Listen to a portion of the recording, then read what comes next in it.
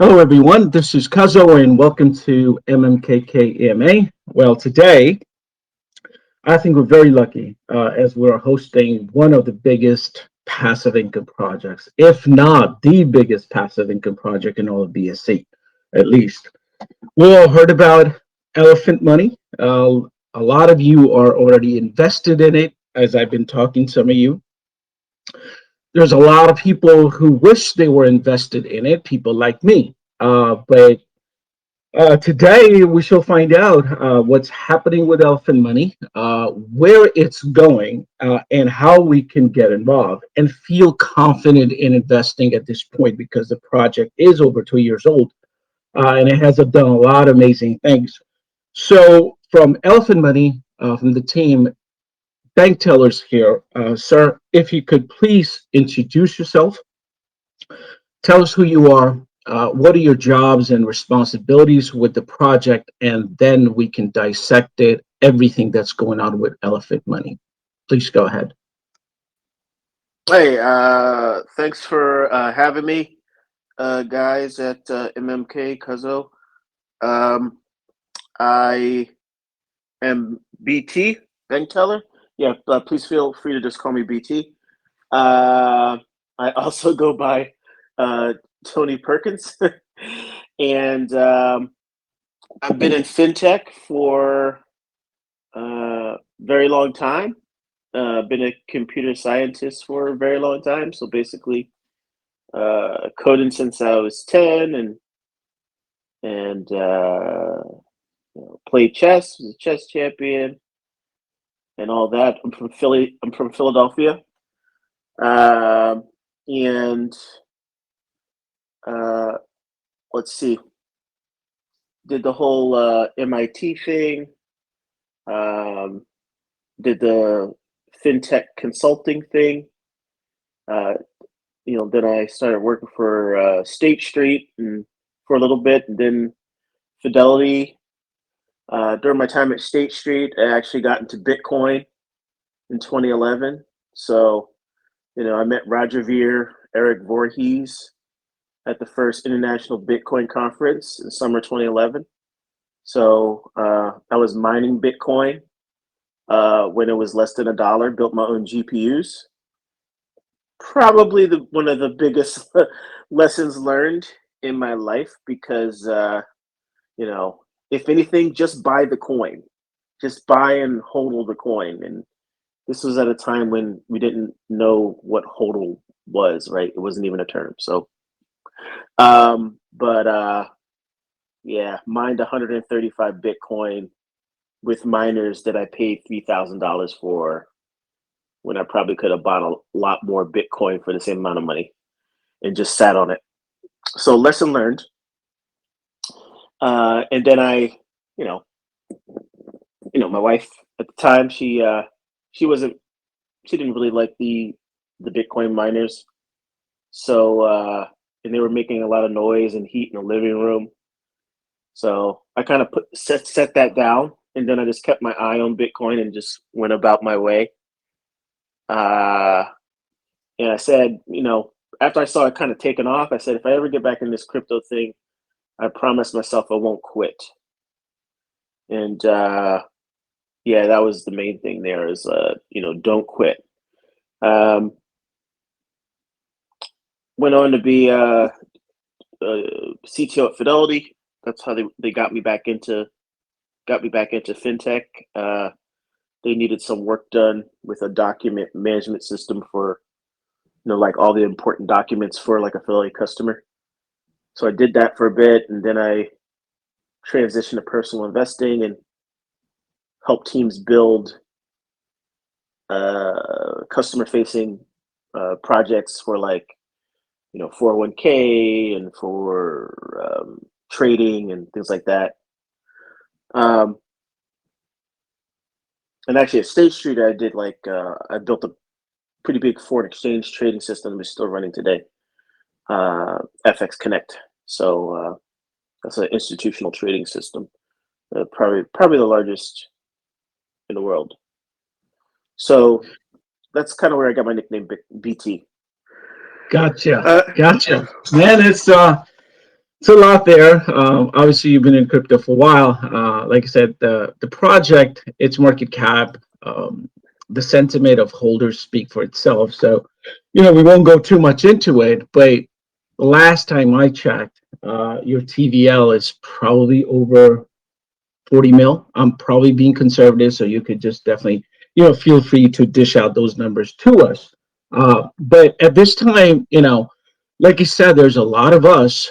We look at the market cap and then we're looking at it's 2 years old, if it's early, if it's late. We don't know what's happening. We also see NFTs. We see, 0.5% daily, and we also see 1% here or there. So there's a lot going on with Alpha Money, and there's as many people that you guys have already invested, probably 20 to 30,000.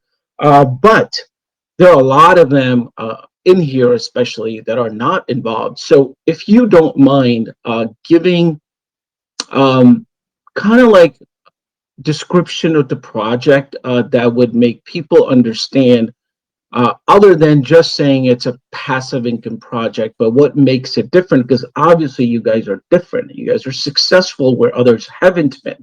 So those credentials are already there. So if you don't mind just giving a brief explanation of what elephant money really is when you're looking at it at the face value.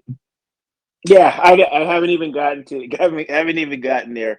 Sorry, I'm just trying to make this as comprehensive as possible. Um, so you know, wrapping up who beat you'll figure out why I gave that long thing because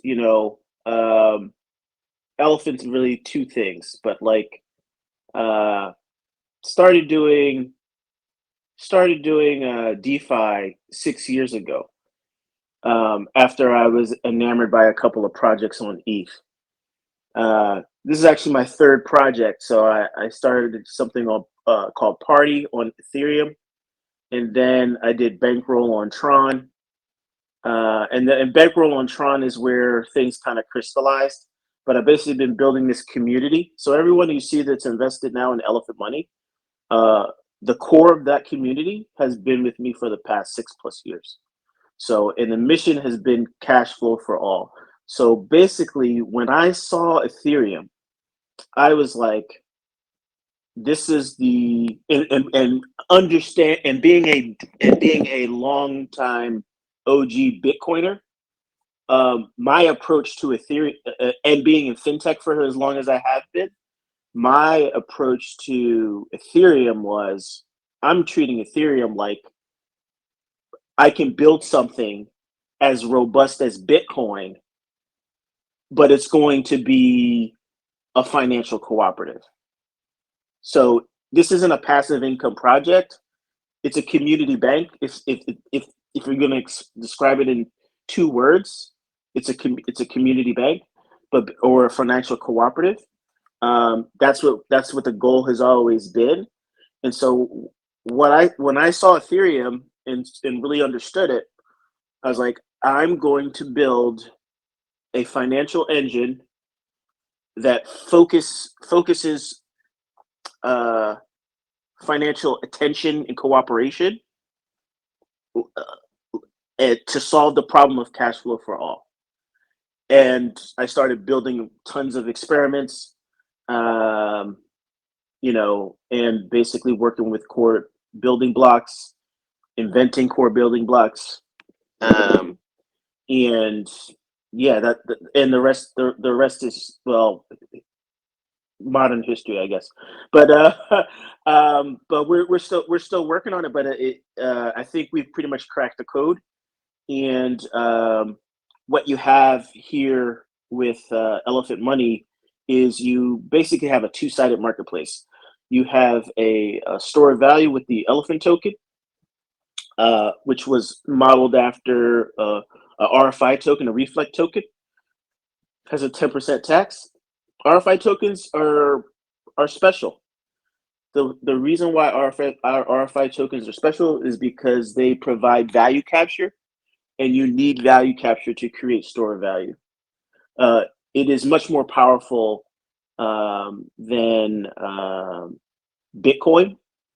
Bitcoin has decentralization, um, but at the end of the day, it's still just a speculative asset. The value of Bitcoin is nominally backed by uh, the infrastructure and resources that miners expend.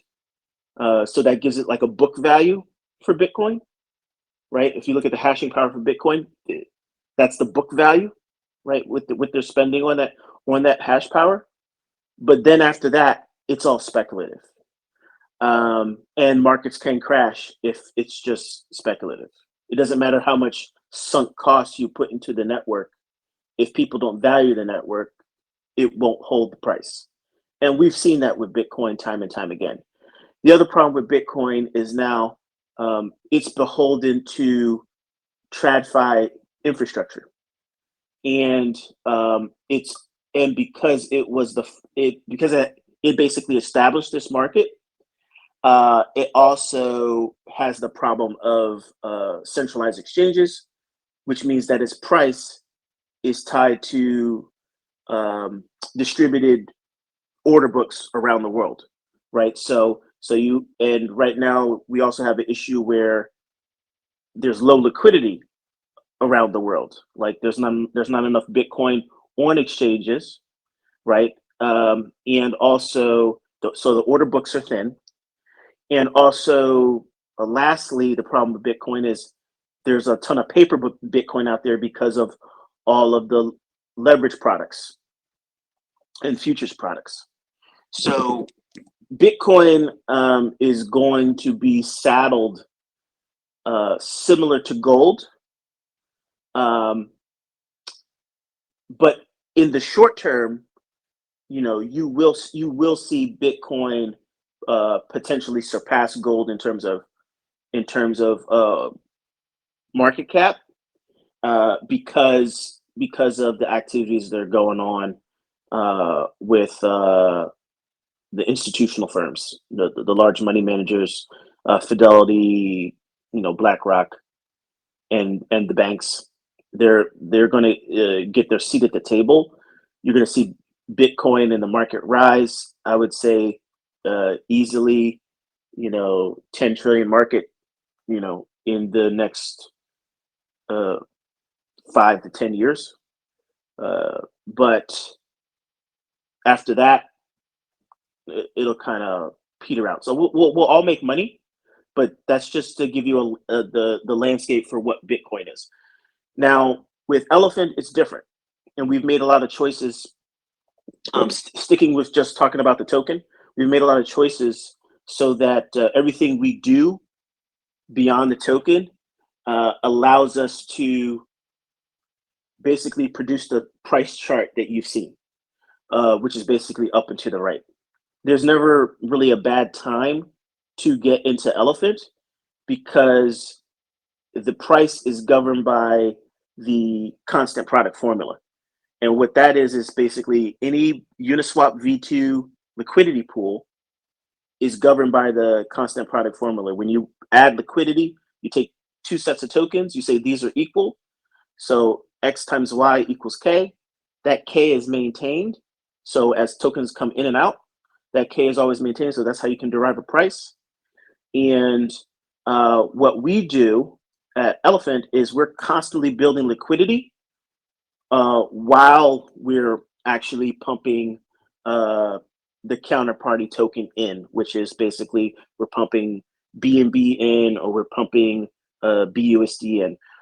Elephant Money is the second largest on-chain holder of WBNB.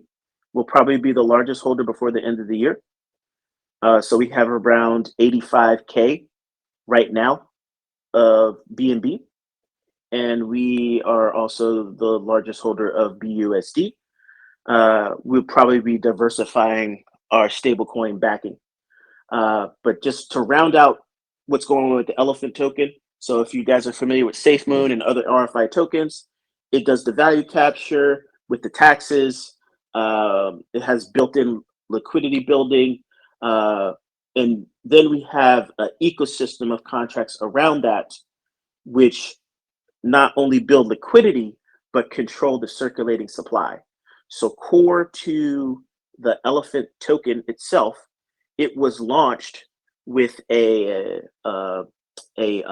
LDE, a liquidity drive event.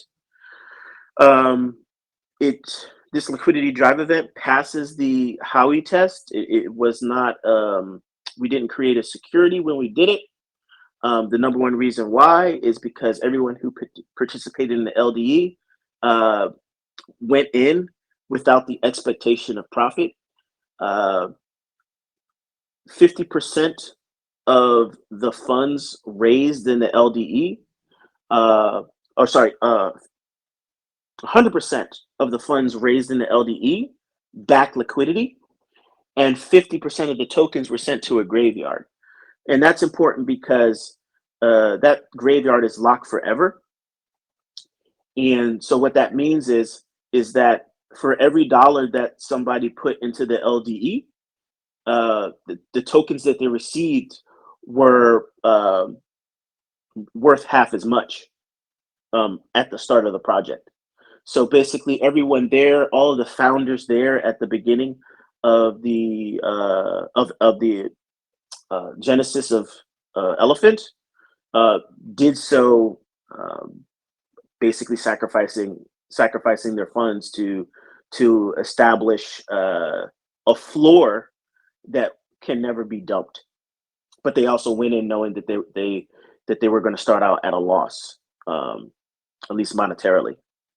Um, so that is the elephant token. Uh, and like I said, there's a graveyard that basically holds half of the supply, circulating supply. Then we have a treasury, and that treasury we affectionately call Bertha. She's the second largest holder in the ecosystem. She's the whale that will not dump, the largest human holder in the ecosystem, only has 0.8% supply. That person is not me. I am ranked. I am ranked like I think 65 in terms of holders. Unfortunately, there was a time when I had 21 trillion tokens.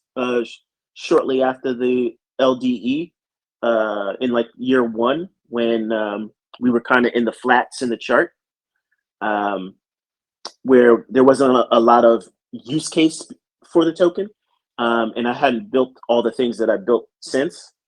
Um, but then after, and so to kind of support the price, I was very heavy in BNB and things like that. So I just bought up the token, and I had 21 trillion. Then I started just thinking to myself, I don't want to be the biggest holder of elephants. I don't. I want to. I've been serving the community for many years now. At that point, and I was like, I don't want to be the largest holder of this. So as soon as I can get rid of these, I will. And so I built Stampede, which I guess you could say is sort of like a straightforward passive income um, uh, contract, and that started to establish a two-sided marketplace. So now you have the holders of the elephant token, but now you have a front office, like the first front office product, which is basically this sort of quasi stablecoin using Trunk, and you're earning predictable yield off of that, and you're basically bonding your funds in like an annuity type product. Those people on that front office, people who are seeking yield, they're price insensitive to what's going on with Elephant. So they're constant. So when they make their deposits, we can do buybacks, and when we do buybacks, um, we can feed the treasury. So just like Apple has money, has sort of products all around, has tons of products that are earning all this income. And the way that they reward Apple holders is they basically use all that cash flow. They have more cash than they know what to do with. There's a ton of offshore cash that they can't even bring back to the States. But they basically buy back the Apple stock, and that's what raises the price. That's why Apple is largest stock in the world, and similarly, that's why Elephant is the is actually the best performing digital asset for the past 2 years out of the top 100. So we beat Bitcoin, Ethereum, and you can see that in the chart. And we do that with the buybacks. And the main thing that we've been doing since, well, I'll speak about the exploit in a second, is the main thing you got to remember is two-sided marketplace. Every product that you see that's not the elephant token, probably there to apply pressure in use case, because we can always pay the yield back because we're borrowing cash in present time. As soon as we inject it into the liquidity pools, which are locked, by the way. So those liquidity pools, we have 66 million, sorry, I correct myself, 67 million in liquidity, locked liquidity on chain between the Elephant WBNB pool and the Elephant BUSD pool. Overall, we have over 300 million in TVL now. And that's going to be moving quickly as the Elephant token grows. Basically, you're never late in the Elephant token because of the constant product formula. The way you want to think about it is constant buy volume, net buy volume. If you just take constant net buy volume, let's say we were only doing like 100K every day. As long as, and because we have the two pools, we basically load balance against those pools. We didn't have those two pools in the first year when we went parabolic, so we went very sharp against BNB. But now, since we load balance, we have a built-in backstop. So when BNB goes down, Elephant kind of still hovers, stays up. And then because of the buy pressure from all the front office activities, we usually can net out to a positive for the day. So we basically have an anchor in the BUSD LP all the time. And then when funds are coming in, we'll usually surpass whatever the downdraft is on the BNB side. So that's why we always, if you look at the daily candles, you'll see more green than red, but you'll see a lot of jitter because of BNB. If you look at the weekly candles, they're always green. And so the best way to sort of analyze the health of Elephant, I always look at the weekly candle chart. And then if you look at the monthly, that just tells you the general story and trajectory of where we're going. I'll pause there and take some questions. Yeah, definitely. We'll get to the questions. I mean, as you were talking, I was taking notes, and I kind of liked how you referred Elephant Money to a bank of DeFi. I like the comparison of Bitcoin being saddled or whatnot. Yeah, it's pretty accurate. And it goes with, you notice that your liquidity is paired with BNB, so and with stable anchoring, it makes sense. It makes a lot of sense, and yes, we could get to the exploit and all that stuff. But you did compare Elephant Money to Apple and some of the others, and having you mentioned bank. So I'm thinking that you're considering your product as a revenue-based products that are constantly pumping the value of Elephant Money. And I don't know if you want to talk about how do you see that continue to happen, and what are the safeguards in place in case the buy pressure slows down, and how would you guys manage that part? Okay, so that's a great question, and so I do have a business background as well.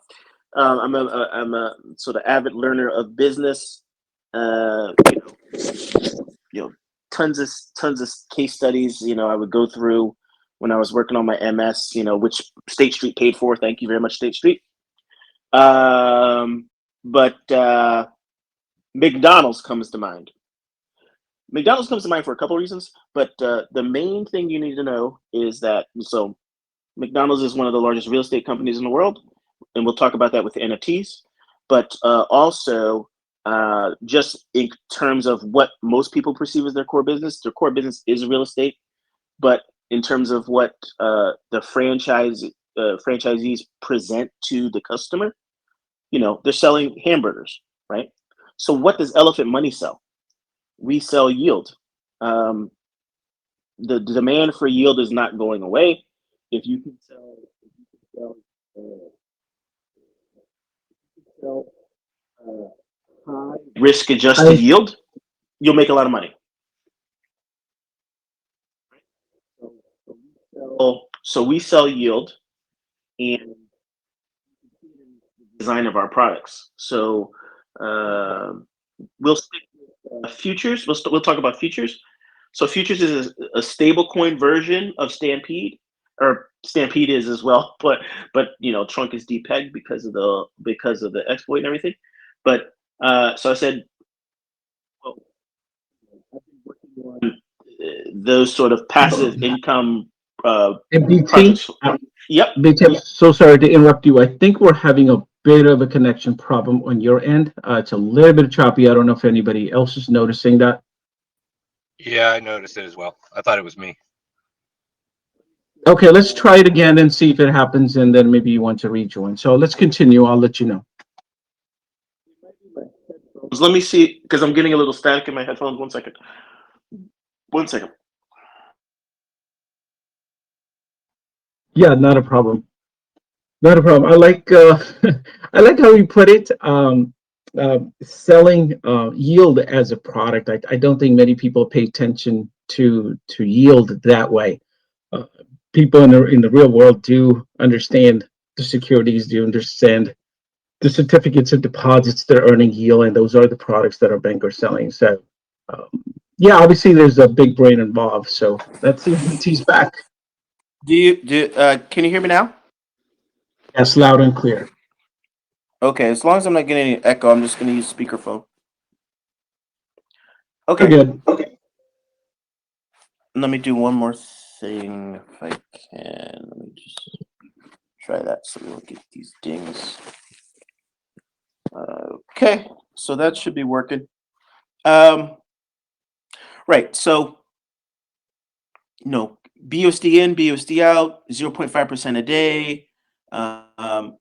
We're collecting cash again, present time. As soon as we inject into LPs, we get that. We're traveling along that exponential curve that's defined by the constant product. In our case, we have sorry, not exponential, parabolic curve.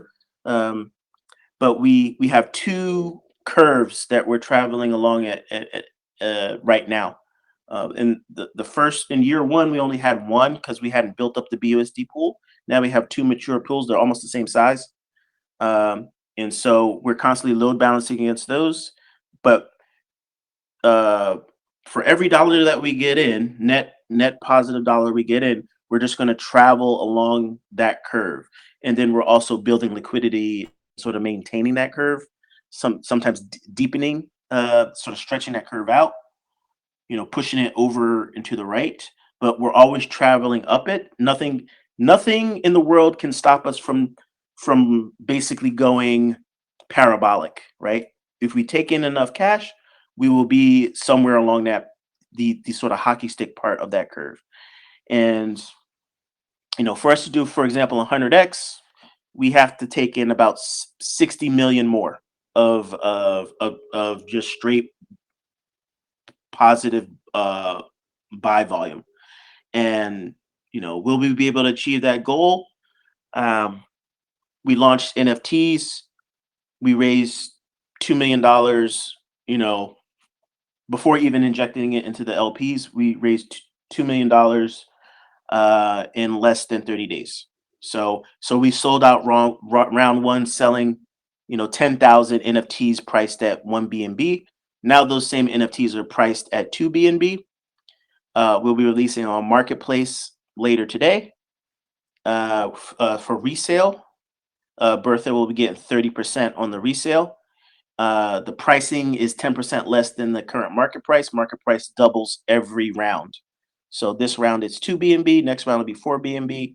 So um, uh, that's like a feedback loop because you know the NFT model is sort of close to, like, you want to think about it like owning NFT is like owning a square foot of New York real estate, and you get a certain amount of return on that, and you're getting price appreciation because every round the value of your NFTs is double. So everyone who participated in round one, their price of their NFTs have already doubled. They've already doubled their money.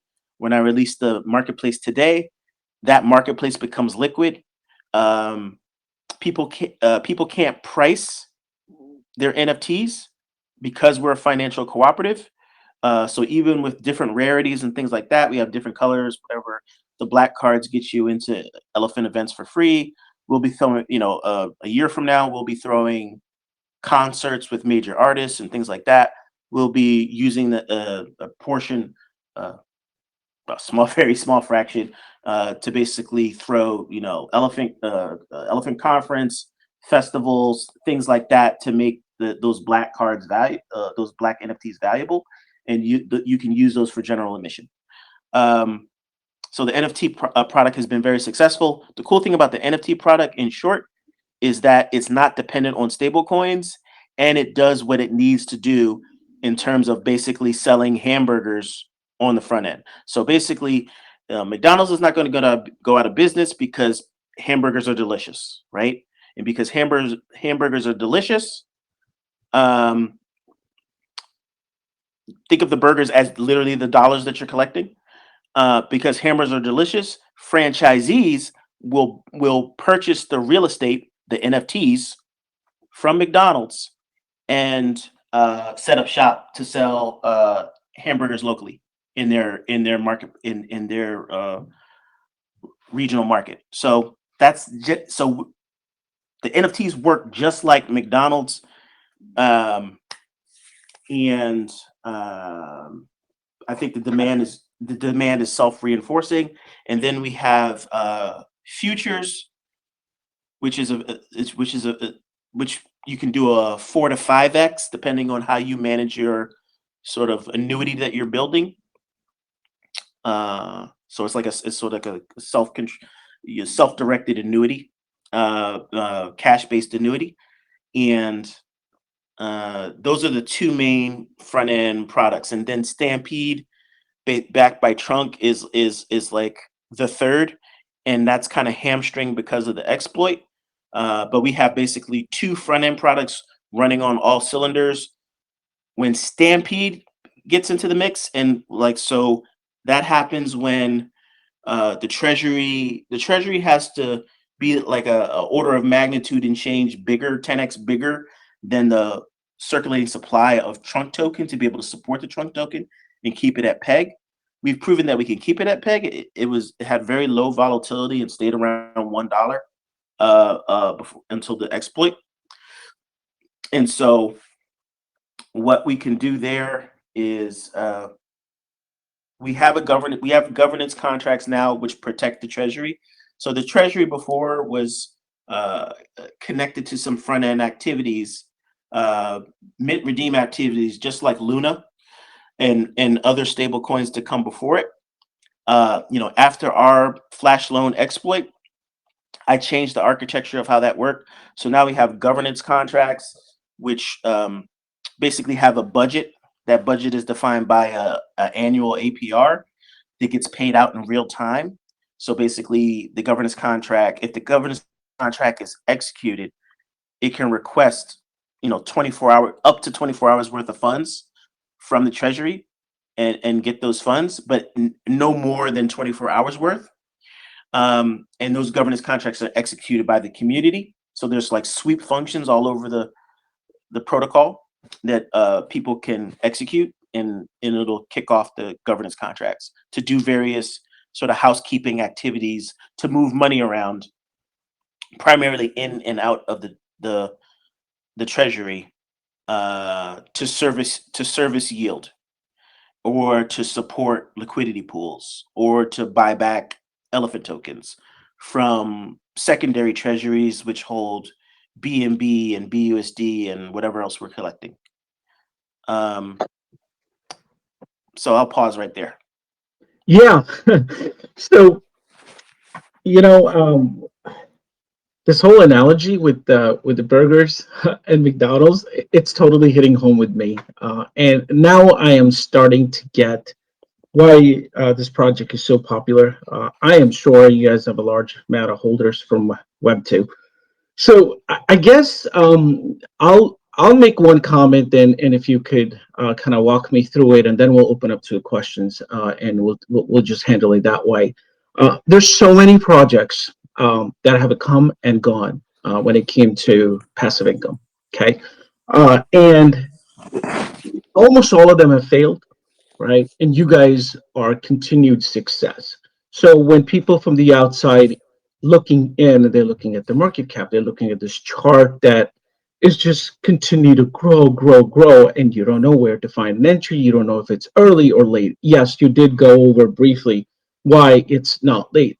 If you can, for me at least, draw a sharp contrast as to why they failed and why are you succeeding and will continue to succeed? Because I think that will hit home with a lot of people, including me, to have a little bit of confidence that, hey, even if it's 2 years into a project, if there's a lot more than just people looking at a market cap or calling it Ponzi or whatnot. But if you could draw that contrast between the failures and the successes. Okay, so well, there's this thing called the Lindy effect, which I know most of you guys know about, which basically means the longer you're running, the better the chance that you're going to keep on running, right? And so from that perspective, this is not a 2-year-old project. This is a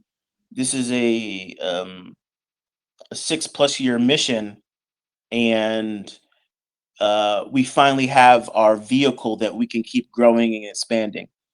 So there's all if you look at founders in general, their success, their hit wasn't necessarily their first rodeo, right?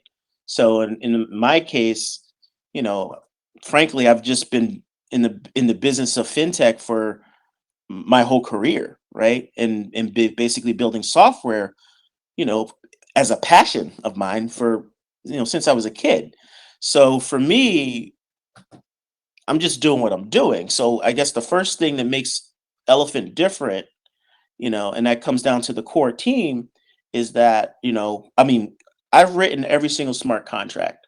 I've worked with, some of the best auditors in the world to make sure the Elephant is buttoned up. I've worked with Certic, I've worked with PeckShield, I've worked with a small outfit, Solidity Finance, that does a lot of work for like some of the small fish, like, and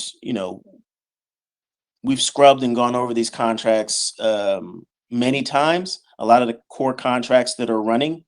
So just from just to talk about security perspective, because it's like we're talking about why Elephant won't fail, right? So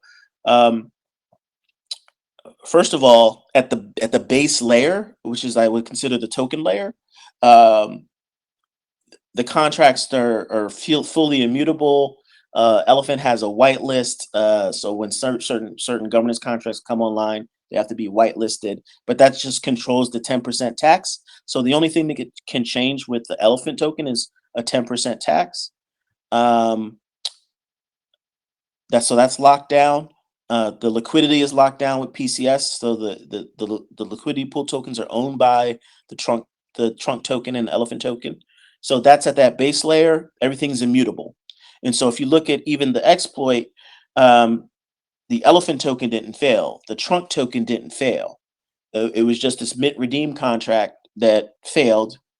We fixed that, and then we built additional security measures and processes around protecting the treasury. So from that perspective, the major risk to the protocol has always been smart contract risk. And that smart contract risk with the new design that's been running 2 weeks after 2 weeks post exploit. Those security measures were in place because I was already working on them. So I was at a conference. I was at the Bitcoin 22 conference. I was working on these updates and just didn't have a chance to push the button before the attackers did what they did. Um, but that motivated me to come up with additional innovations like the governance contracts and things like that, which are in place today. So that exploit was the best thing for us. I call that our Superman 2 moment, so where basically, Clark walks into a diner twice in that movie. First time he gets his ass kicked, second time, he shows the bully what's what. And if you look at the chart, you know, we pretty much picked ourselves up right after the exploit. Chart never stopped going up.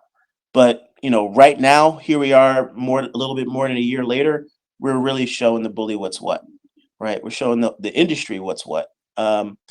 And our sort of like some of our last final bosses are, getting our circulating supply properly listed on coin market cap. So in terms of like, if you're wondering if you're early, um, um, you know, with my experience with Bitcoin, and because everyone's general knowledge about Bitcoin, I said, well, we have a large supply. We stuck with that supply because we do want people to be using this for a very long time, and we want them to be able to rationalize it with whole numbers. So we're going to stick with the 1 trillion, or sorry, with the 1 quadrillion, the 1,000 trillion. We're going to stick with that number. Um, but we need to basically, because people are in general bad with big numbers and small numbers, we need to be able to rationalize it somehow. So that's why we came up with the Bitcoin adjusted supply. So if you go on the site, if you go into the elephant page, you click elephant, you go into the elephant page, you'll see this thing called, you'll see a Bitcoin symbol, and you see a price. That Bitcoin adjusted price, the supply adjusted price, is $14. We all know that Bitcoin right now is like what, $25,000 right now. So that's the opportunity. $14 Bitcoin is where we're at right now. So we just broke into the top 100 again. We're not properly listed, which basically means that we're being suppressed. If we were properly listed, the sucking sound from other projects letting go of their market cap and it flowing into elephant would be deafening. So that's kind of where we're at. So if you hear my voice right now, you definitely are early. But this is supposed to be syndicated to a couple of groups. If you hear my voice right now, the supply adjusted price is, I think, $14.79, $14.79, 14.79 Bitcoin. Elephant is a store of value. It's outperformed Bitcoin for the past 2 years. Even with an exploit, you are early. I'm going down to Atlanta tomorrow. I'll be meeting with Mike Novogratz for the third time face to face. The last time I talked to him, the question was, why BNB? And I told him, I said, CZ is a great operator. Binance is the leader. BNB chain, you might not like it, but BNB chain is the leader in in terms of active daily users, amount of activity on chain, TVL, all that. And based on what we're doing as a community, and once we get the word out properly, it's going to remain that way, whether the SEC or the big banks like it or not. So at the end of the day, we're a decentralized project. BNB chain is decentralized. It's not a beauty queen, but it works. And a lot of people kind of ask me, why did you choose Binance Smart Chain? I was like, I've been working with real communities trying to provide real on-chain solutions for financial freedom, And the fees and the clunkiness of the early change, whether it be Ethereum or Tron, those are the things that, you know, held us back.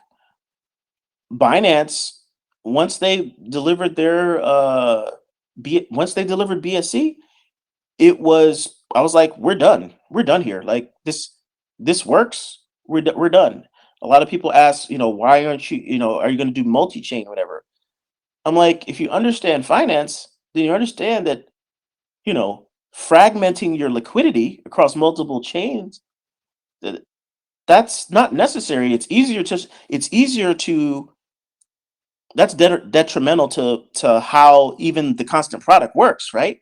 You need that pressure on that LP, right? There's no way to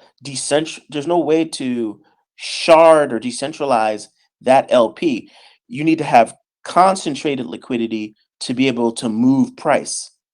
And so I think, getting onto centralized exchanges, uh, fragmenting your liquidity, those are all death sentences for price. And that's why you see a Man, lot of blow off tops when products get listed on like Binance. That's like the final hurrah, because then it goes from, man, you are you are hitting so many good things. I hope people are paying attention.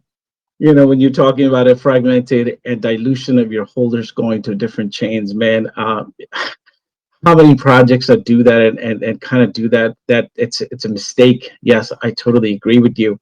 um so I mean, I had listen, I have so many questions when it comes to the legal side of it, and what you guys are doing and how you're showing everyone in BSC that you can run a successful project. So what I'll do is I'll withhold my questions because it's been about 50 minutes since we are kind of giving an overview of the project. I think this is a good time to take some questions. Are you okay with that if we let some of the yeah, members that's ask the perfectly fine. questions? Yeah. Yep. I want to All make a right, let's comment. open it up. I want to make a comment real quick because I'm on the road and I might cut out here shortly. But since I came into the space, into DeFi, Elephant Money was one of the first projects that I actually got into because SK Crypto K is basically the individual that got me into DeFi, and he, that was basically he was promoting Bankteller, from the start, right, in Elephant Money. And there's a little bit of history to be known about Bankteller, and I came into the VC a little bit late. I don't know if it was said or not about the history, but you talked about why these ROI dApps and things have failed within the space. Well, let it be known that Bankteller is basically the originator. He is the pioneer that started the ROI dApps. When it came to Drip, when it came to all these other projects that are failing, that maybe had success for a little while, but did fail in the end, they're all clones of Bankteller's original concept, and that was bankroll flow, right? So why Bankteller is so successful is a couple of things. It is the drive that he has to continue to proceed and build on his protocol, even when an exploit happens, which would crush most people. What did he do? He stuck his nose to the grindstone. It's trial and error that he's been through. Like I said, he's been a pioneer in this space. Hung out with him many times over in my friend's chat over at Degen Protocol, and all he is constantly doing is building and building this protocol, the Elephant Money. I mean, like he says, when he says that you're if you're hearing his voice right now, you're early, and that's the facts because the community that's behind it, the known the people that know about Elephant Money in the space, in this little corner of crypto that we are in, is a massive community that's behind the project. We can see that by the liquidity that's in the project, the holders that are in the project, and what he's done since the exploit. Just put his nose to the grindstone, continued to build, and brought this thing back. And if every individual in here that owns a channel or that has a community is not promoting this as one of the top projects, even if it's on the BSC. I know a lot of people don't like BSC, and are on the ETH side and things like that. But this has withstood the test of time. Even in the worst bear market that we've seen in a long time, what has Elephant Money done? It's came back from the trouble it had, and it's continually just on this parabolic run to go straight up. And that's what it's going to do. And you can either get in or not get in, but you're going to be sitting there one day saying, you know what? I should have been holding a little bit of elephant, even if it's not a massive bag. But everybody in this VC should be having a little bit of elephant money in their pocket for sure. DS, I totally value your opinion, and I agree with you. I wish you had kind of twisted my arm a while ago and told me to invest here rather than some of the one of the other one that I did not fare so well. But I'm glad that you're here and then you're sharing your opinion. BT, I don't know if you want to speak to that because I know DS has always spoken highly of Elephant Money, and I know for a fact a couple of projects that are actually investing their treasury into you guys. It's that much confidence around for who's who in this space. Yeah, I appreciate the kind words. Just to reflect on that, I talked to a friend. I hadn't talked to her in a while, um, and I set her up with 100 billion or 138 billion uh, elephant when it was really really cheap, and she's just a just a school teacher, um, and she's pretty much just familiar with the struggle, right? And I just checked on her account, make sure she hadn't sold any, and just see how much it was. And I was like, whoa, that's like $43,000. I was like, and plus, I always when I talk to people, I was like, they're saying, well, how much do you need? I was like, well, if you can, I was begging people to get a trillion at between 1 and 3K. I was like, now's the really the time to get like a trilly bag, become a trillionaire. We have memes where like with Rick Ross, like saying 1 trillion, whatever. But like, but then it was like 100 billion. That's the millionaire maker, and now it's like 10 billion. Yeah, that's probably the millionaire maker too. So in the very short term. So I think it's still a really good time for people to get in right now and still be able to have a really nice return in the short term, just because of the math, just because of the math and momentum. Um, I've looked at some of the, for a while, I participated in many of the clones.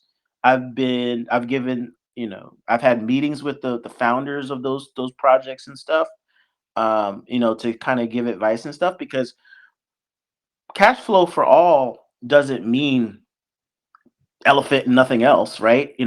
I had to correct somebody in the chat the other day and just say, hey, look, we're just a cog. Like, we're not trying to take over. Like, don't even like saying traditional TradFi is dead and stuff. Don't don't even go there. Like, we're just, if anything, we're just a business. And when people want to understand whether they want to invest in businesses or not, they just look at the balance sheet. So we have a balance sheet in a basic prospectus like everybody else, and a seasoned investor should be able to basically be able to look at our P&L and make a decision about whether they want to participate or not. So we're not special in that, right? We happen to be well aligned with fintech because our business is fintech. We're a we're a financial services business on chain. That's how we make money. We sell yield. Uh, but we're not a replacement for TradFi. I told people just the other day, I said, hey, the best thing you can do for yourself, especially when it comes to on ramping money on and off, is to have a good relationship with a local regional bank, because those businesses will fight for your those businesses they'll fight for your business. The big four, at least in America, they'll kick you off. If they think that, especially with crypto stuff, they'll kick you off for that. But like I've had a 28-year relationship with my bank.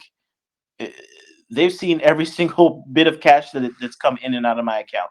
So they would, so they don't care. So, and they take care of me. So, but that's the kind of relationship you can have.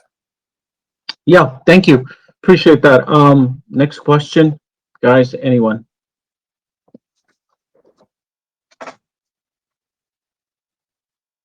All right. I guess I will ask a question around legal advice.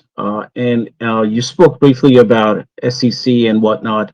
Well, as people gather their mind about what they want to ask, do you have any comment on that one? How people should view this, driving value from efforts of others? I don't know if this really applies. It probably doesn't because everyone's leveraging their each other's liquidity. How would you see that and answer that question? Right. The way you want to be thinking about Elephant as a on-chain product, it's just a natural evolution of liquidity pool providers. That's a fairly well understood business. That's on-chain. Are you deriving? Are the people who are swapping tokens? Are the other liquidity pool providers? Are, are they gaining benefit from each other?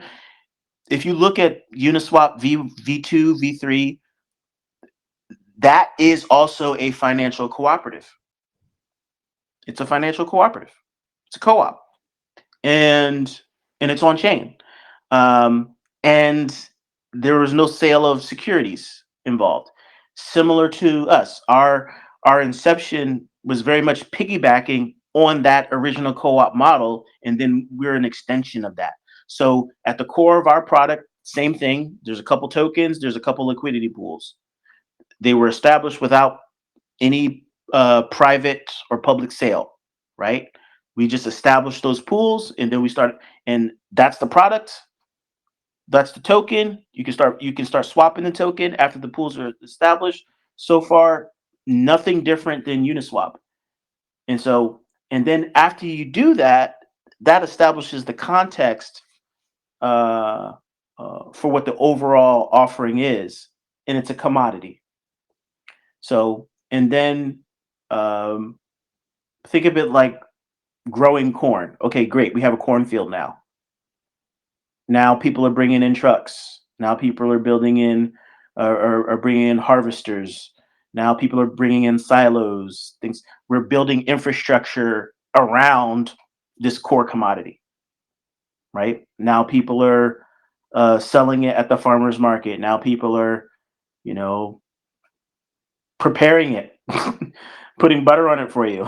you know that's basically what elephant money looks like today. So where Uniswap kind of ends, we basically built more comprehensive infrastructure around it to provide things that look like annuity accounts, to provide things that look like real estate with the NFTs.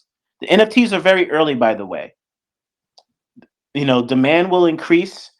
The APRs on those will go up as we kind of rest at a particular round, at the end of a round, and then funds are still coming in from the other front offices, pumping up the elephant token and just straight people buying the elephant token.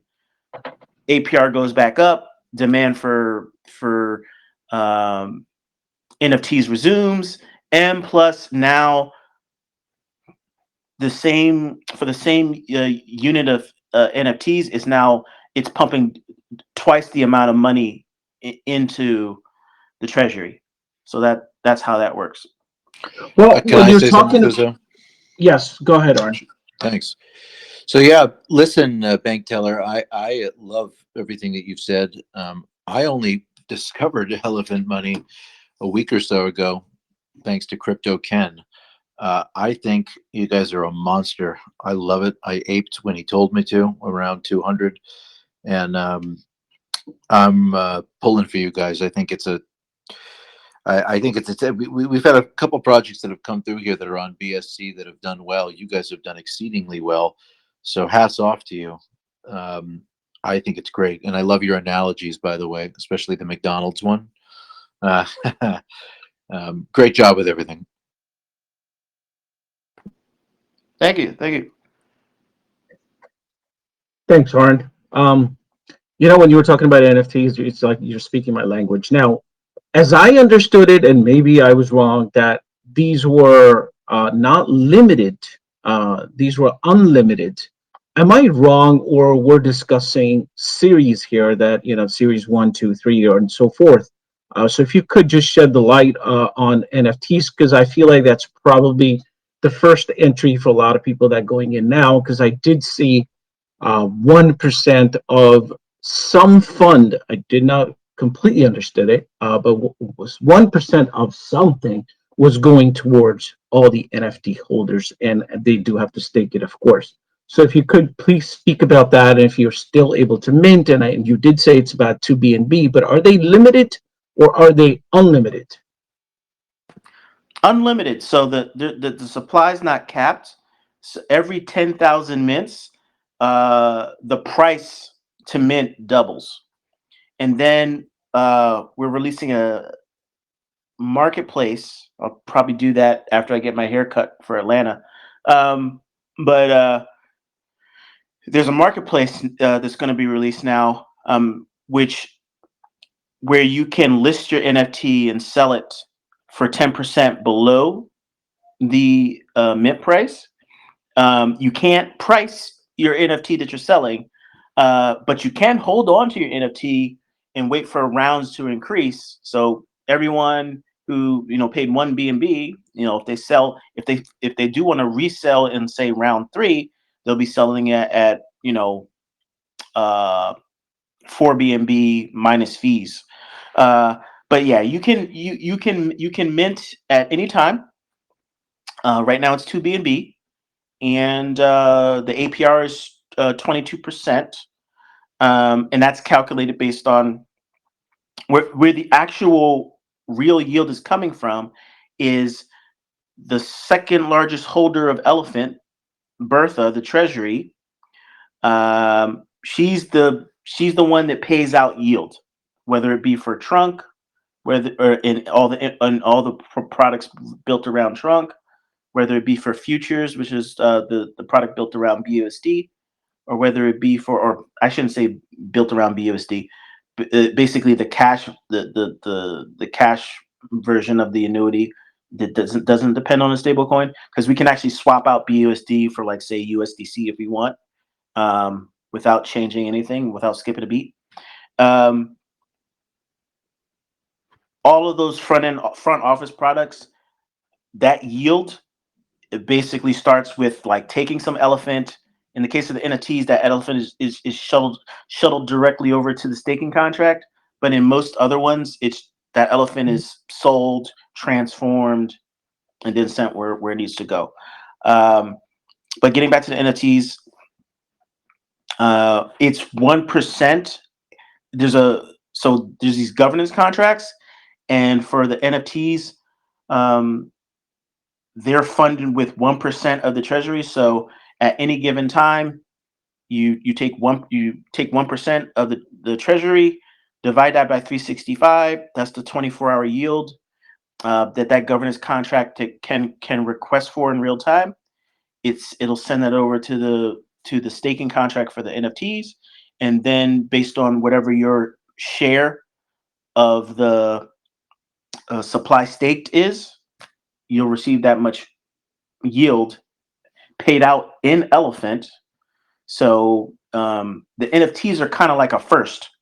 It's the first time you're actually getting paid in an appreciating parabolic asset. So if you, like, made $40, yeah, go ahead.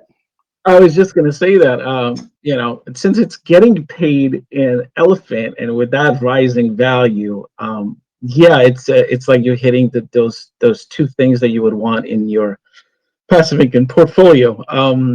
But yeah, so now I understand it, that every 10,000 that get minted, the price escalates. And I guess you are restricting the secondary on these on your own marketplace. Are they restricted from selling elsewhere on other marketplaces? Because people could sell it for whatever they want. I guess you're restricting it on your platform. How are you handling that part?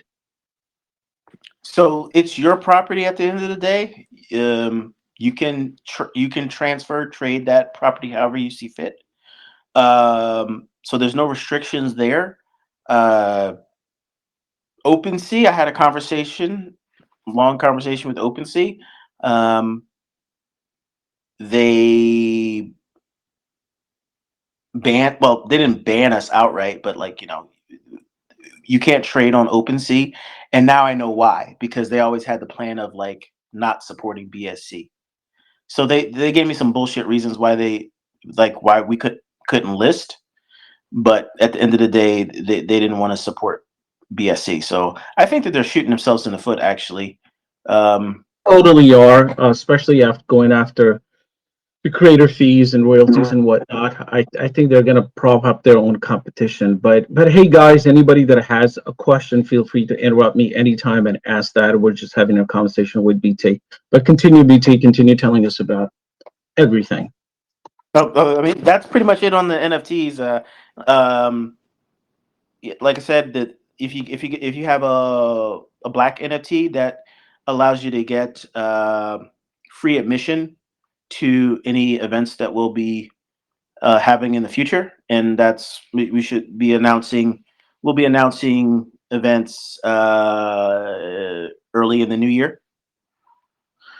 These are randomized, right? It's not like you can mint the black one, or could you? Oh, you can mint it. You Okay. can mint it. Yeah. Okay, but they are all at the same price. You could just choose to mint the black one if you like. Right. You get lucky. You minted a black one. It uses the same rarity calculations as Uniswap's NFTs for All right, V3. that sounds good. Sounds good. Hey, Hulk, I know we've had some DMs regarding this project, and you said you might have a question or two. Do you want to ask your question, bro?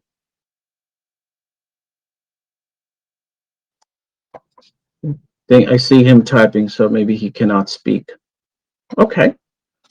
All right. All right. All right. All Cuzzo, right. Cuzzo, Please go ahead. Yes, sir.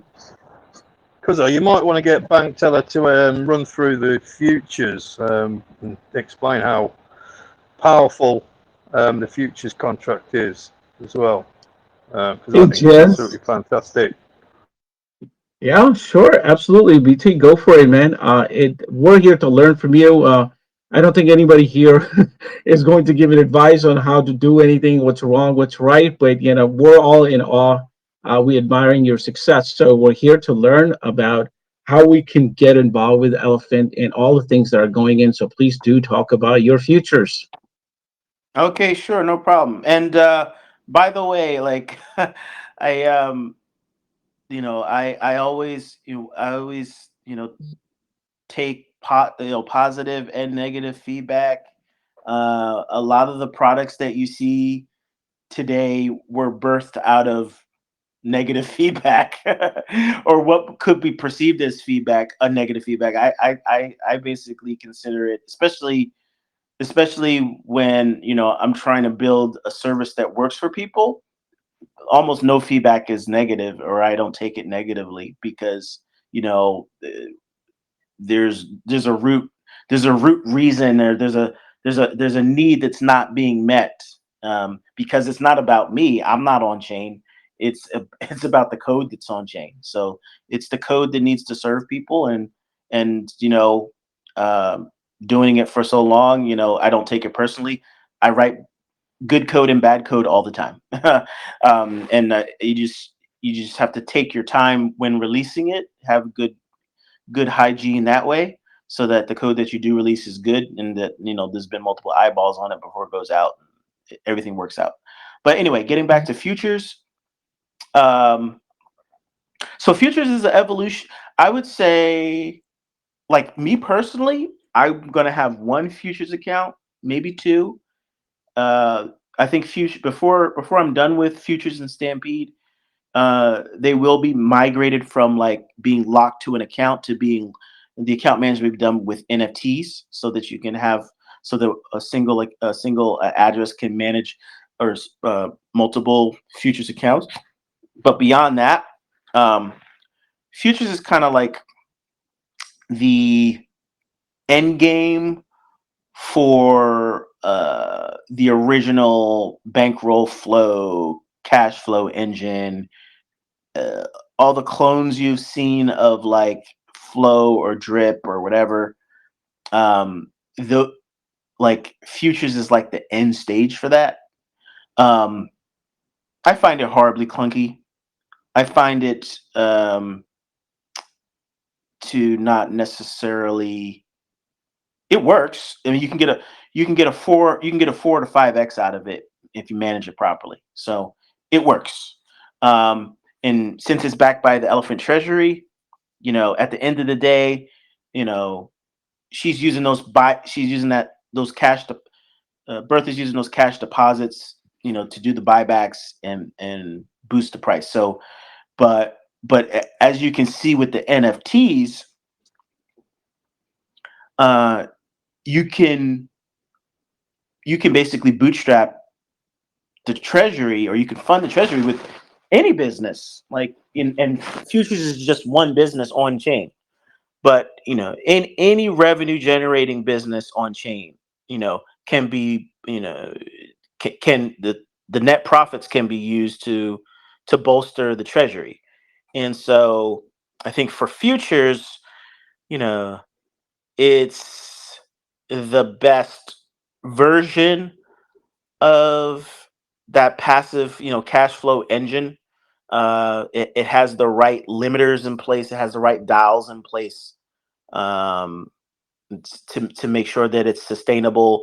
To make sure that you don't have runaway compounding of either the balance in an account or the number of accounts. Um, Basically, the only way you can compound in futures is with a cash deposit. So it takes, the minimum deposit is $200, and the only other operation you have outside of deposits is to claim. So the way that works is to earn any kind of real yield, you have to deposit at least twice, and that's generally how it works. It's very You have to manage the account. Like um, if you go 200 days without compounding, or if you um, accrue $50,000 in available yield, it just stops working. You have to either claim, or you have to make another deposit to fold that yield back in. Um, it's a lot of more work than just buying an NFT and staking it. So, and it depends on stable coins. So, to a certain extent, just in and out though. And I don't think depending on stable coins is a big. Just to quickly speak on that, depending on stable coins, to be worried about being dependent on stable coins. I guess, and that's me kind of like.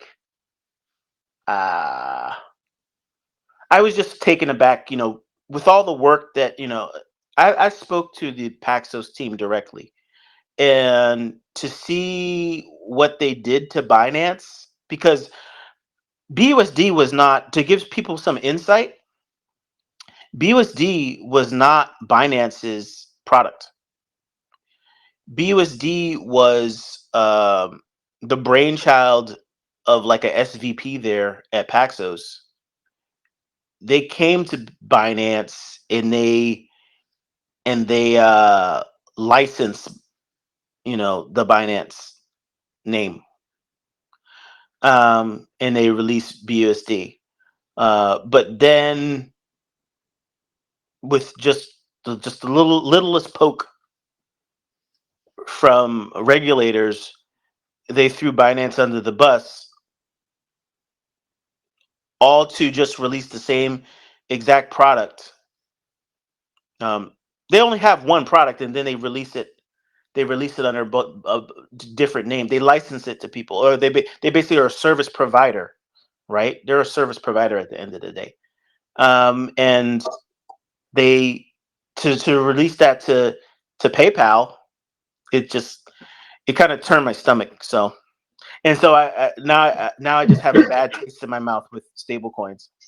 Yeah, a lot of that going around with PayPal's adopting it, but in any case, it's clear to me that if anybody has a little room in their portfolio and they're looking to expose it to passive income project, financial instruments, or fintech type instruments, definitely go review the site. There's so much going on. I was just reviewing some of the pools that you could leverage over 3% daily. So there's a lot going on. I don't know how much we can get into it, but I definitely recommend people to go and at least check out elephant.money.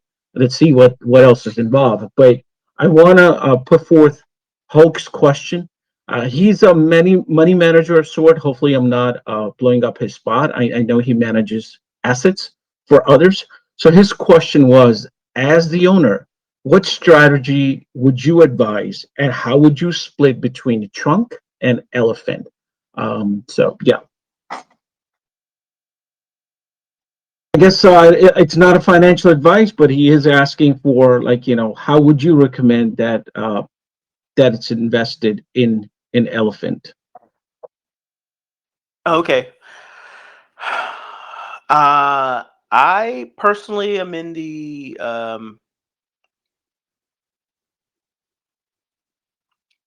I think a sort of it depends on the goals of the it depends on the goals, right? So if you're just trying to if you're I think you can just look at the chart, but elephant has outperformed futures. So a lot of people want to pick futures because it's sort of because of this sort of the just this sort of fallacy of safety, but in actuality it's an annuity style product. You're giving up your principal right at the start, and then you have to earn it back, and then you actually have to manage it properly to earn it back. It's pretty straightforward to manage it, but you do have to manage it. And if you're managing funds for others, that could get gnarly fast. So but if you just go into elephant, you're earning we've been earning 0.8% per day compounded since and you're earning reflections since January, and we're almost at going into the last quarter of the year. So um I personally I'll just add that to that. Like, for any product, it's going to be hard to compete with elephant's exponential growth on a daily basis. I don't know how you quantify that, appreciation on a daily basis, weekly basis, monthly basis, and try to compare to a set product and putouts. I don't know how you compete with that. So I'm with you on that one. Yeah, I think it's just I think it's and remember the elephant is liquid. So, no matter what happens, you can get in and out with your principal at any time. And that's not something you can do with futures. So, I know people love futures because it looks like the thing that it looks like the core design that has made people a lot of money in the past 3 years. That's why. That's why people love it. But Yeah, I've built something better now. I totally see. And he has a second question, which is in part of what I was going to ask. I think he's asking for, in part, future plan and introduction for any kind of lending. I'm not sure what the lending and the slash bonding means, but a future plan for trunk, for lending purposes. Is that anything like that project or you are considering? As we kind of get to we have a limited set of partners, core partners, Pancake Swap being one. I think when we get the proper, we also have a relationship with Open Leverage. Once Trunk gets back to Peg, Open Leverage, we can extend that relationship with Open Leverage, and you should be able to borrow against Trunk there. You can borrow against your Elephant on Open Leverage now. They have isolated pools. They don't have their community is not they don't have the deep pockets and relationships that Venus has. So I'm hoping with us basically going past all-time highs and really properly putting the troubles from last year in the rearview mirror. The only way we can do that is by actually passing all-time high and then 10xing past that.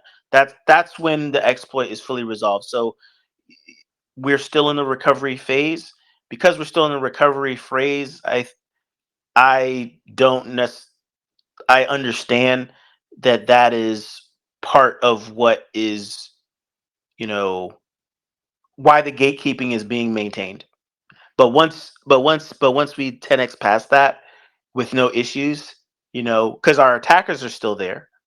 Anyone who would want to stop this project is still out there, right? And that's for any project. But it gets down to the Lindy effect. So we actually have to pass all-time highs, keep running for another year and change with no issues, and then all the brakes will be lifted, and then we'll get Totally. our yeah. Yeah. Um, yeah, I think that's pretty much covers it. I don't know if you already answered that. I thought you did. He's also right. Additionally, is there any other benefit to re-rolling my trunk rewards other than getting a bigger position to get yield on? I think you briefly spoke about that, but I don't know if you want to make another comment on that. Yeah, you can just roll you can actually you should just hold your rewards if you can. But based on how the contract is designed, if you've capped out and it rewards are no longer accruing, then yeah, fold them in. But as Trunk gets back to Peg, the APR will shoot back up to around 200%. So um, and that so as that's happening, your available will actually expand and grow. So um, so that's another strategy that people can employ, that folks can employ. And I've gotten a couple of DMs now. People are just asking, "Hey, Cuzzo, just tell me, should I buy NFT or should I just buy the elephant?" And my response is it's hard to differentiate because, well, I like the NFT and the continued value increase with every 10,000 mint and also getting 1% of treasury. But I also see the continued growth of elephant's price point. Do you have a comment on that one? I hate to ask for advice because we don't want to start going down that path. But if you would recommend somebody, if they just want to get their feet wet, dip a little toe, what would you say? Check that product out first before you dive into others. Right. So that's an easy question. We do have sort of canned strategies, I would say, not advice, but strategies. And the first thing is if you have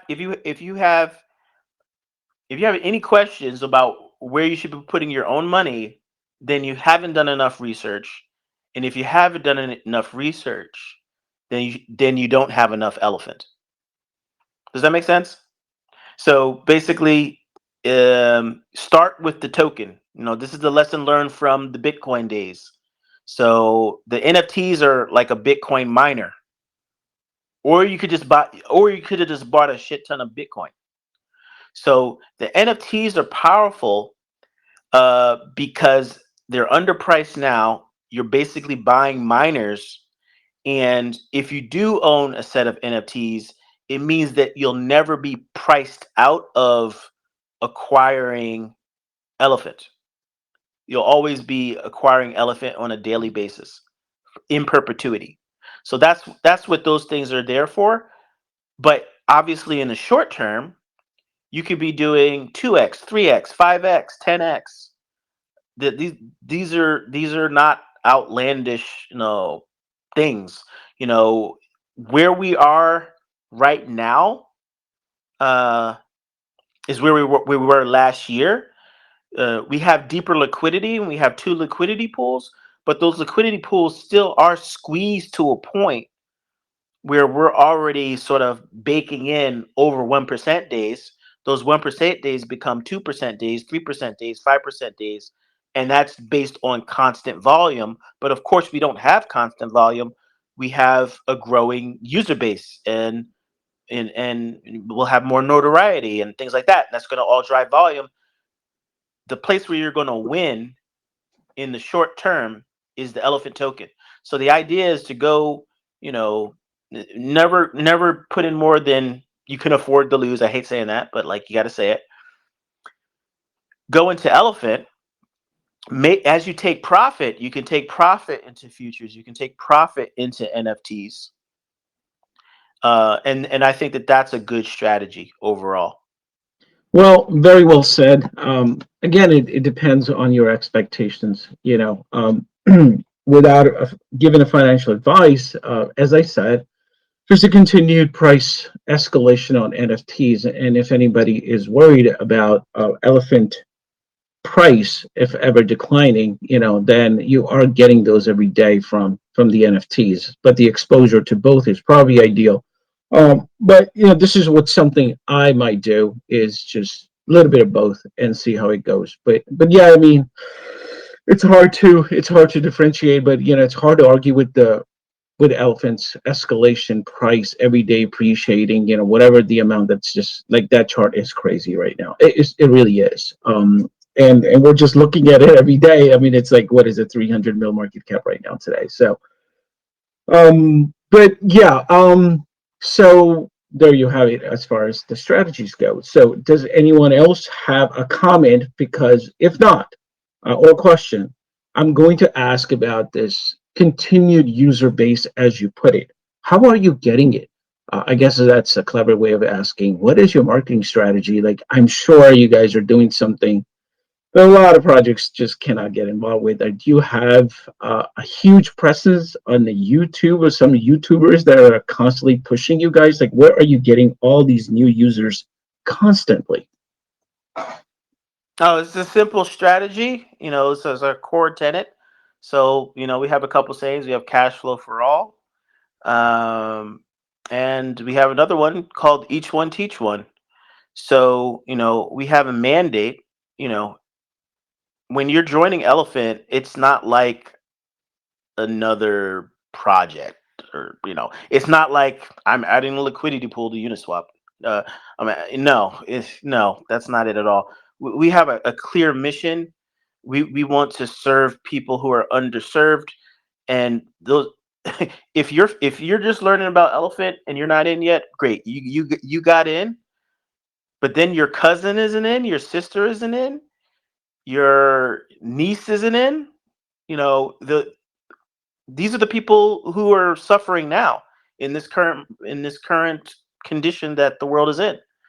You know, uh, there's a lot of inequity in the world for everyone, no matter where they come from, their background, religion, region of the world, all that. There's a huge gap between the haves and have-nots. We don't need to get too philosophical about it. We're not judging anybody. There's plenty of rich people that are an elephant, obviously. We have big numbers considering the amount of holders we have. So the whole point is that this solution in this community, it's cash flow for all, not cash flow for poor people, not cash flow for rich people, not cash flow for the very few in the middle. It's cash flow for all. We think that we can normalize being able to put food on the table. How about that? And so, if you can make that available to as many people as possible, it should start with the people that are immediately around you. So if you go to our site and if you look at our wiki and things like that, and just the tons of videos out there, SK Crypto K, all our other YouTubers and things like that. I personally feel like we don't have enough YouTubers. We don't. I know we don't. And so it's really early days there on the influencer side. But our strategy is basically everyone should be an influencer. Everyone should, when you have a good product, it should be going it should have some virality. What if I told you that I was disappointed in our user growth? Because I am. The main thing that has pushed the needle is price appreciation. So we with futures, we had we upgraded the model to where we could, for a certain amount of futures users, we had this constant buy pressure because you have to put that 200 in to keep growing the base. Um, but we had to work in the flats for a very long time when people could have simply shared elephant with their friends and family and just bought in, and we would have moved a lot faster. But now, where we are in this phase, this is where the chart itself and the performance of elephant itself starts demanding adoption. And so we're in a sort of that demand phase where um, the growth's just going to come. Um, I think for a lot of reasons, you know, people had to recover from the exploit, like emotionally and sometimes and financially, and plans that had been made were dashed. So that did happen, and so we put in the hard work, not just on the code side, but a lot of community members stepped up to the plate. you know Cryptozoa is writing tons of Medium articles. Patrick from Cryptozoa has been a great partner in that, and SK Crypto K and stuff like that. And so AMAs, one-on-ones. um I heard about some guy out in Seattle. He has a marketing background, and he's doing Zoom calls now. And when you have that chart, it's easy to sell. So I say start with the chart. Get Sorry. The other reason I chuckle is that you're right. When the charts like this, everyone will market you, and the success breeds success. The user base is happy, so they're happily go out there try to bring their family and friends. I am surprised that our membership has not asked some of the tough questions that they usually do. We're running about an hour, 30 minutes, and the only reason for that is that I think this project and you deserve this spotlight and the time so people can understand exactly what this is. But I will ask one tough question. Um, Sure, go ahead. um, so normally the question that gets asked of projects like this, yes, we could call it a bank, but do you recognize the need for revenues outside of the user base investing and leveraging that liquidity? And if so, unless you're already doing something like that, and I would like you to make some comments towards that when people do say that, what about the need for outside revenue sources in case the user base deposits do slow down? What do you say to people like that? Well, we have a diverse user base. It's small businesses, it's high net worth individuals, it's everybody in between. It's protocols. um we're a core utility. We're a utility. Like, again, we provide yield, and we provide not just any yield, high yield and reliable yield. Our NFTs are for people who understand real estate. They're going to jump on those NFTs, right?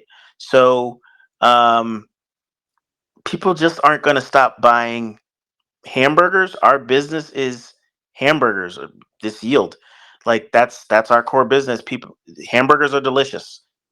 High yield is delicious in the financial world. That is our business, and we built it. We built a vehicle and engine. That's the way you really want to think about Elephant Money. Is it's this vehicle. Everybody's bringing gas to it, and it's going to make a defined amount of progress based on how much gas is brought to the table. Nothing in it is speculative. So just like if you put gas in your car, you don't have range anxiety and speculate on whether you're going to be able to make it to the amusement park and back with your kids, right? You filled up the gas tank, you'll be able to make it back. You'll be able to do that round trip. So that's the same sort of predictability of Elephant Money. At the end of the day, we have products that have very predictable yield, which you can do 4 to 5x.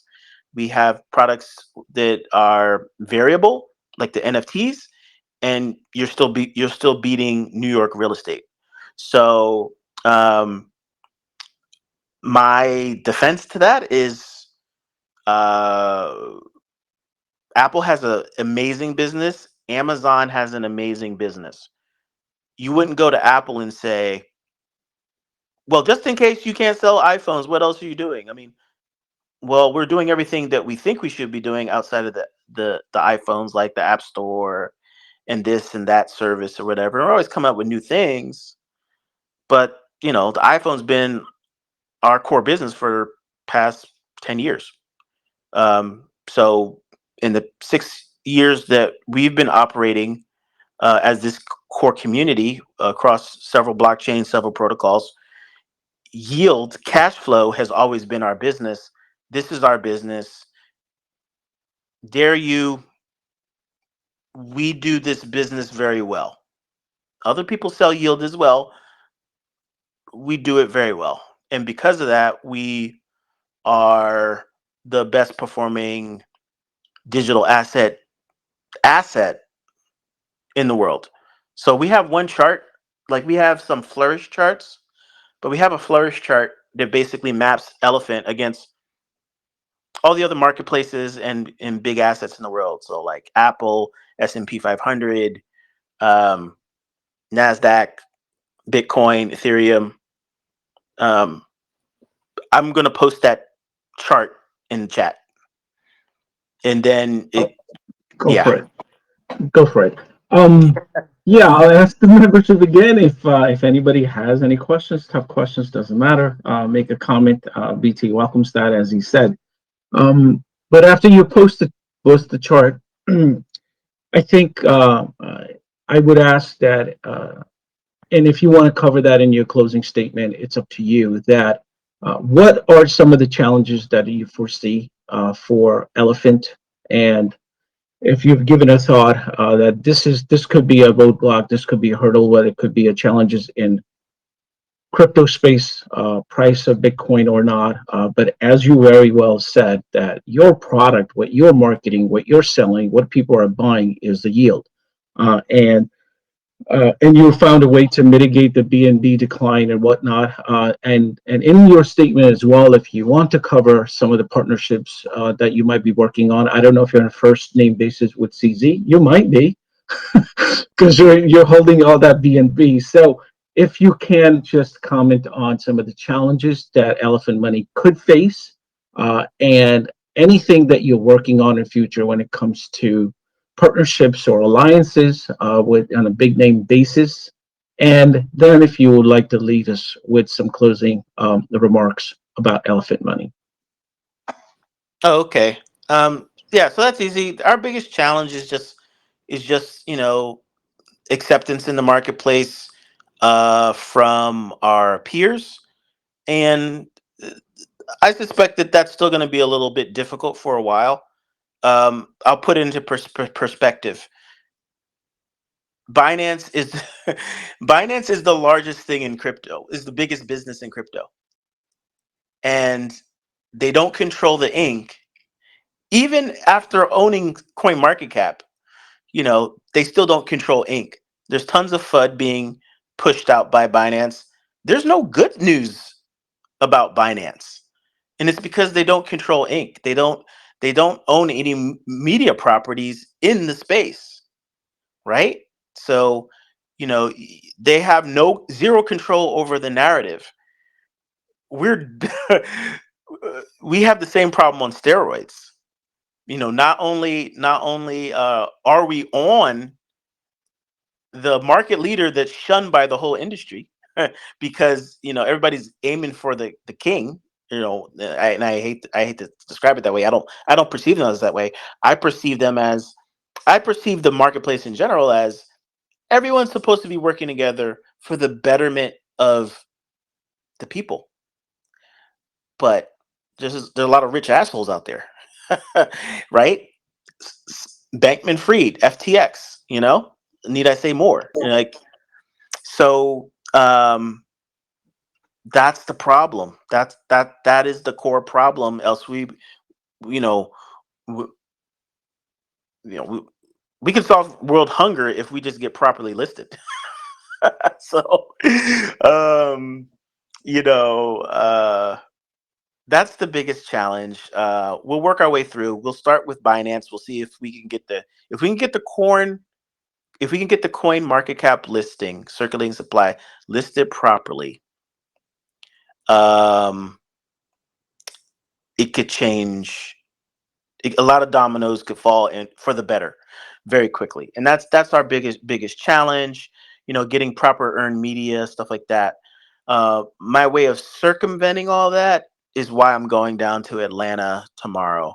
So um, basically working with like-minded people who do they're in finance, they're in fintech to actually help the people. So this InvestFest is ran by Earn Your Leisure, is a sort of leading media brand in the personal investing space.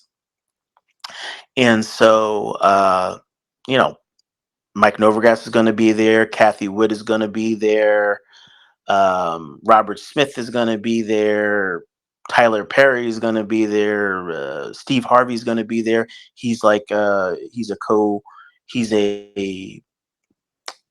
he's a partner in running that thing, and so that's why they're kind of blowing up. I think there'll be like over 10,000 people there in Atlanta, maybe 14,000 people. So that's going to open up Elephant to people who have financial podcasts, people who are CPAs, just all manner of people in business and finance, real estate moguls. The list goes on and on. People who have been burned by NFTs, so and crypto in general. But with Mike and Kathy there's obviously we're still going to be saying crypto's the way, right? So I think that's the main challenge is awareness. There's also business continuity. We're only half done there, but eventually the majority of the network is renounced already. And I want to get basically Futures and Stampede in their final forms.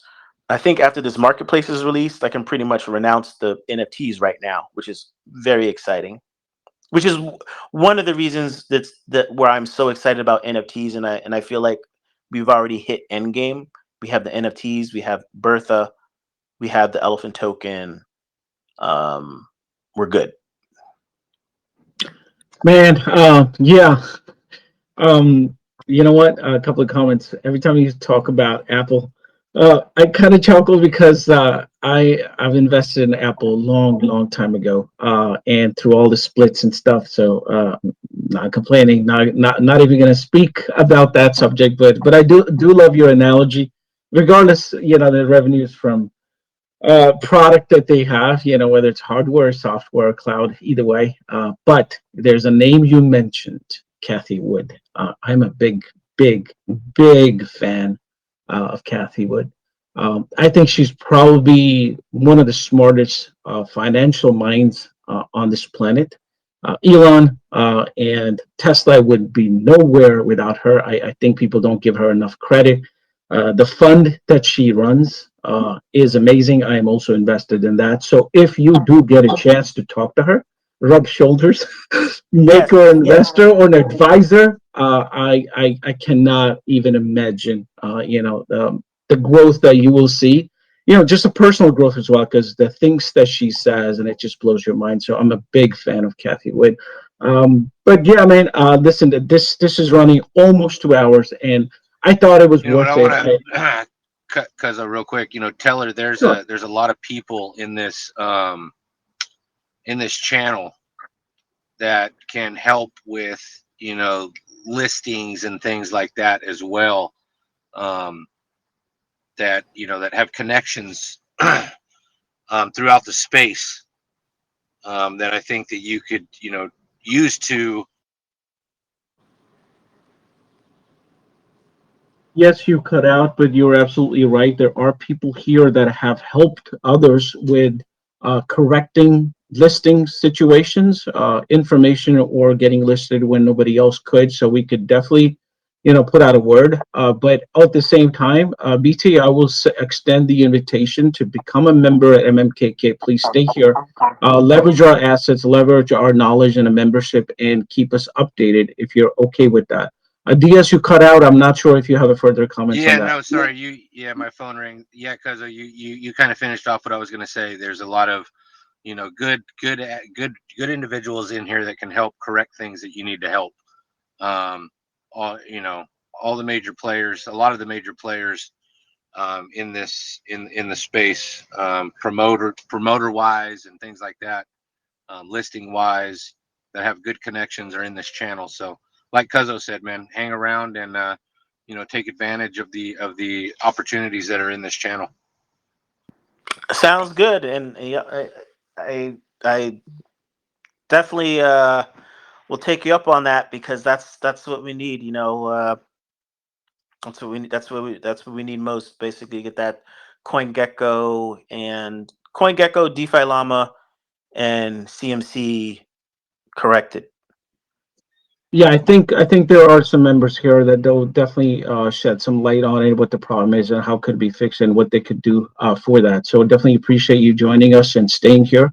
But there's a lot more. It's not just the money aspect in MMKK, but like DS is saying, there's also project owners and future investors in a big way, but also an advisor that way because people in here that have been in a space for so long, as you stated before, we all have something to offer. So definitely, pull on people, ask them. As a member of MMKK, we often do that. We often extend those courtesies to project owners. So please do use us if you need to.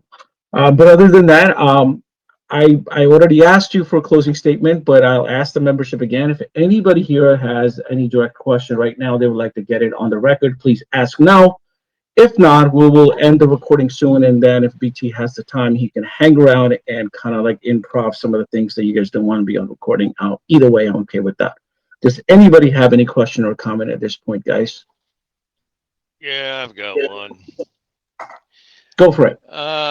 Just a kind of pull from a movie line. Just shut up. You had me at $14 Bitcoin equivalent comment.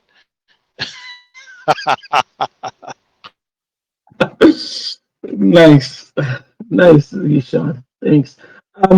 BT, is there anything else you would like to add to our conversation, sir? If not, I could end the recording right here. Don't want it to be too long.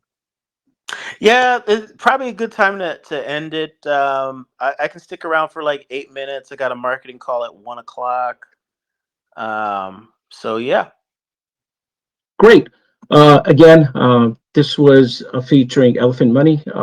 And if you have not yet checked out this project, I highly recommend that you do. Nothing that we say here is financial advice. But the chart speaks for itself, the team speaks for itself, and anything that they have conquered over time and the situations and hard times they have overcome. But it is a machine, it is a monster, as Arn said. But thank you for joining this AMA. It's a little 2 hours long, but I promise that it's worth it. Thanks, guys.